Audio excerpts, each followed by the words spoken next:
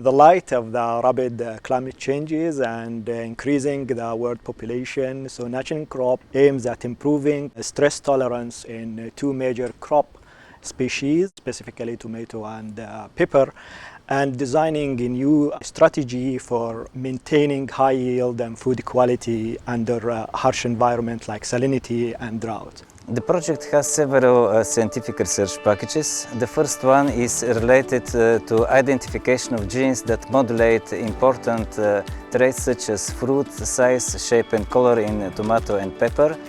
The second one is related to identification of genes that modulate abiotic stress tolerance. And the third scientific work package is related to biotic stress tolerance, response to pathogens, etc. One of the advantages of the project is that it gives us the chance actually to implement various research techniques and to employ researchers with different expertise within the new team. 2023 was very dynamic for our project because we formed our team, scientific team. We are very proud that we were able to recruit a prominent scientist from the Max Planck Institute of Molecular Plant Physiology, Dr. Saleh Al-Sheikh, who is coming to head this department, Crop Quantitative Genetics.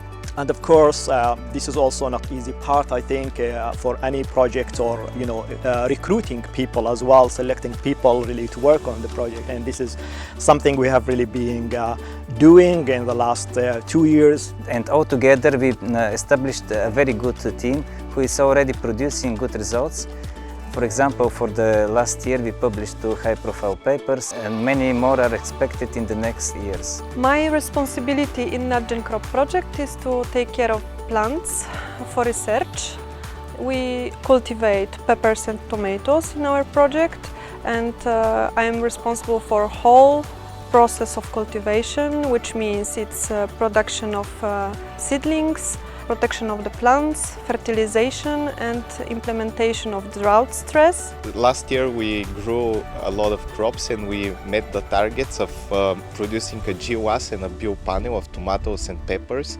We analyzed a lot of phenotypic data and we recognized candidate genes that are related to the resistance of the plants to drought stress. So plant material used in the project is 2 populations from GWAS panel, which is 180 lines of peppers and 152 lines of tomatoes.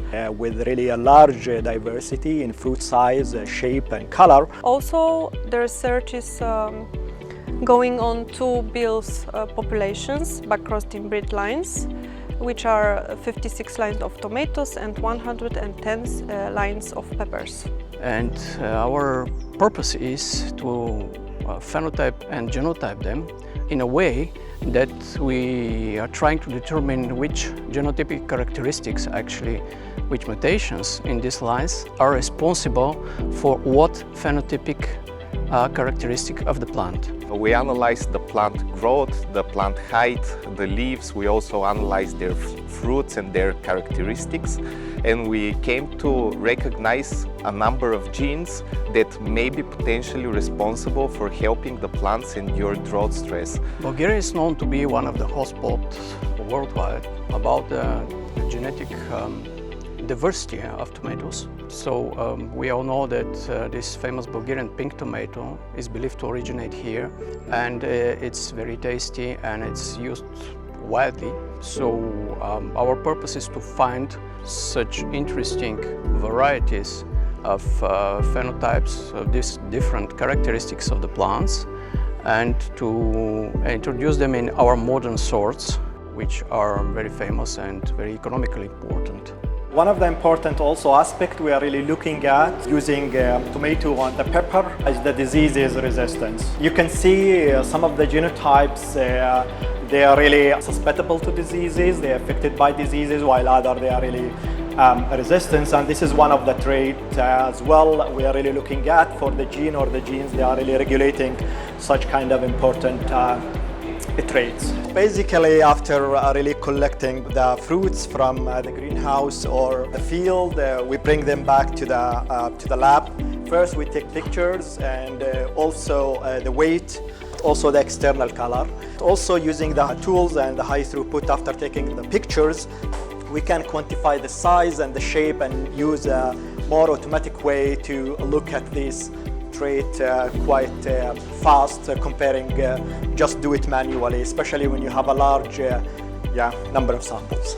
And then we cut them to small pieces for further analysis. Basically the metabolite profiling, which is really a very important part of the project, is looking at the quality. And the second part as well, using such kind of materials to do some omics analysis, like transcriptomics in combination with the metabolite profiling. This is for transcriptomics and metabolomics. We should have a liquid nitrogen and do snap frozen. As part of my role in the NatGenCrop project, I will be processing the various samples from tomato and pepper that are provided by the research team. And I will be analyzing them using two methods. One of them is GCMS, which is gas chromatography mass spectrometry, and the other is LCMS, which is liquid chromatography mass spectrometry. The ICP-MS uses inductively coupled plasma in order to atomize and ionize the sample. This gives us the opportunity to detect really small amounts of either metals or non-metals in the range of like part per trillion.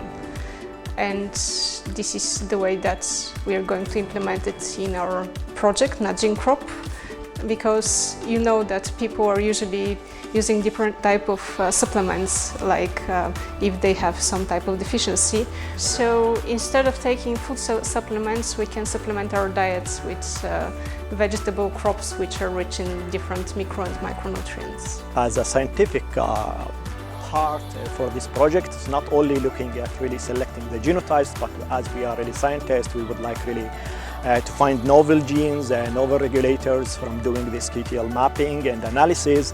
And so the transformations facilities, the cloning facilities in the lab, also they are really available and really already set up to start and working on in this project. And one interesting thing and important is really, this is really relatively a new institute, so you have really the very basic large space, so you can really grow large number of experiments.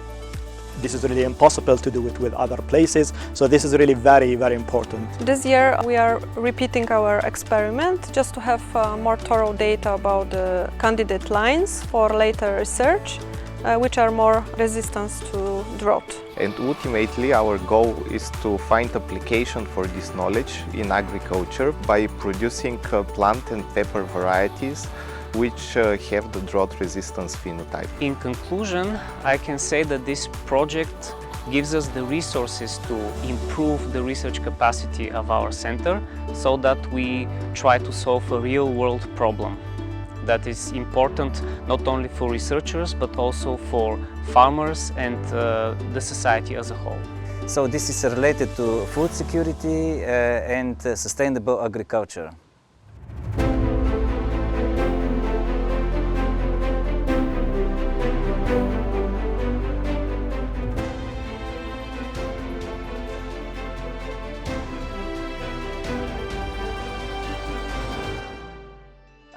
Our project is also very important because it will provide us the opportunity to educate several new PhD students in various disciplines so that they become basically the new generation of molecular biologists in Plovdiv.